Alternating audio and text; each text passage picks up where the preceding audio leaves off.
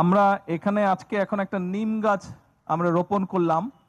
এই নিম গাছ নিয়ে আমি আপনাদেরকে একটা ছোট্ট স্টোরি, হয়তো কেউ কেউ জানেন, তারপরে আমি ছোট্ট স্টোরিটা বলি। আপনারা এখানে যারা হজে গিয়েছেন, নিশ্চয়ই এখানে অনেক মানুষ আছেন হজে গিয়েছেন। আরাফাতের যেখানে ছোট বন্ধু তোমরা যারা আছো, তোমাদের জানার জন্য আমি গল্পটা বলছি। গল্প না, এটা সত্যিকারের ঘটনা। আরাফাতের ময়দানের নাম তোমরা নিশ্চয়ই শুনেছো। সেই আরাফাতের ময়দানে যদি যাও তোমরা, এখন যদি ছবি দেখো, দেখবে ওখানে অনেক গাছ লাগানো। ছবিতে হয়তো বোঝা যাবে না কি গাছ, কিন্তু অনেকগুলো গাছ লাগানো। সেই গাছটি হচ্ছে নিম গাছ। এই নিম গাছ, এই যেটা দেখছো, আজকে থেকে 50 বছর আগে ওখানে কোনো গাছ ছিল না। আজকে থেকে 50 বছর আগে কোনো গাছ ছিল না।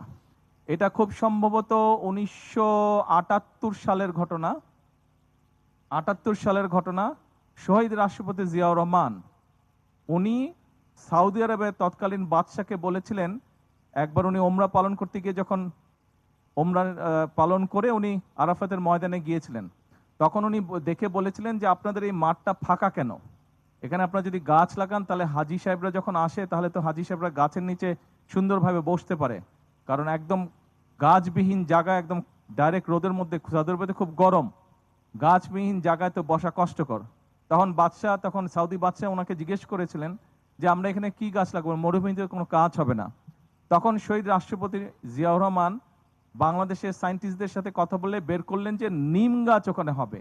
এবং উনি তখন প্রায় 1 লক্ষের মতো নিম গাছের চারা পাঠিয়েছিলেন। পরে সৌদি সরকার সেই নিম গাছের চারা থেকে আরো কলব বের করে আরো হাজার হাজার লক্ষ লক্ষ গাছ লাগিয়েছে। কাজে এখন এই মুহূর্তে আমরা যদি আরাফাতের ময়দানে যাই, আমরা যেই গাছগুলো দেখব সব নিম গাছ। এবং ওই নিম গাছগুলোকে কিন্তু সৌদি আরবের মানুষজন নিম গাছ হিসেবে ডাকে না। ওই নিম গাছগুলোকে সৌদি আরবের মানুষ জিয়া ট্রি নামে ডাকে। ওটা তাদের কাছে জিয়া ট্রি নামে পরিচিত। তো আজকে আমরা এখানে একটা নিম গাছ রোপণ করলাম। আমি জানি না সারা বাংলাদেশে যারা এখানে কানেক্টেড আছেন, ছোট ভাই বোনের এবং শিক্ষকরা সহ, আপনারা নিশ্চয়ই আপনাদের প্রত্যেকটি প্রতিষ্ঠানে গাছের চারা রোপণ করেছেন। আমি আপনাদের সকলের কাছে বলবো, এমনকি এটা আমাদের ধর্মেও বলা আছে, নবী করিম সাল্লাল্লাহু আলাইহি ওয়াসাল্লামও বলে গিয়েছেন যে গাছ রোপণ করার জন্য। সবুজ রংটা ওনার কাছে খুব পছন্দ ছিল এবং উনিও অনেক গাছ রোপণ করেছেন। এই গাছ আমাদেরকে বিভিন্নভাবে, আমাদের পরিবেশ থেকে শুরু করে বিভিন্নভাবে আমাদেরকে এই গাছ আমাদের জীবনে উপকার করে থাকে। আজকে ছোট বন্ধু তোমরা যারা আছো, তোমরা যদি প্রতি বছর আগামী সারা জীবন যতদিন বাঁচবে তোমরা, আমি চাই তোমাদেরকে একটা অনুরোধ করব, একটা উপদেশ দিব, প্রত্যেক বছর তোমরা একটা একটা করে গাছ প্রত্যেকে রোপণ করবে। তোমরা যদি প্রত্যেকে একটা করে রোপণ করো গাছ, তুমি দেখবে গাছটা যখন একটু বড় হবে তখন তোমার বন্ধুর মতন মনে হবে তাকে। এবং ওই গাছটা যত বড় হতে থাকবে তুমিও বড় হতে থাকবে।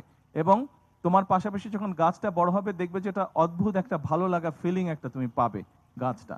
কাজেই আর শিক্ষকবৃন্দ যারা আছেন আপনাদেরকেও আমি অনুরোধ করব যে স্টুডেন্ট যারা আছে, ছোট স্টুডেন্ট যারা আছে আপনাদের প্রত্যেকটি প্রতিষ্ঠানে, তাদেরকে দয়া করে আপনারা উৎসাহ দিবেন। যারা শিক্ষক আছেন আপনারা নিশ্চয়ই খেয়াল করেছেন, এই যে বর্ষার সময় কিন্তু শুরু হয়ে গিয়েছে, কিন্তু দেখুন যে অনুপাতে বৃষ্টি হওয়া উচিত ছিল সেই অনুপাতে কিন্তু বৃষ্টি হচ্ছে না।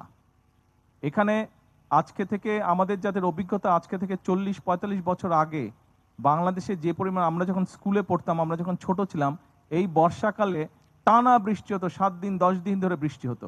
কিন্তু এখন কিন্তু সেই বৃষ্টিটা হচ্ছে না। এখানে অনেকেই আছেন যাদের বয়স 50-60 বছর বয়স হয়ে গেছে, আপনাদের নিশ্চয়ই অভিজ্ঞতা আছে সেরকম বৃষ্টির। তো বৃষ্টিটা কমে গেছে। আমরা বাংলাদেশে 20 কোটি মানুষ, স্বাভাবিক বসত বাড়ি সবকিছু, রাস্তাঘাট নির্মাণের জন্য বহু গাছ অনেক সময় কেটে ফেলতে হয়েছে। এর বাইরেও অনেক মানুষ অনেক গাছ বিভিন্ন কারণে কেটে ফেলে।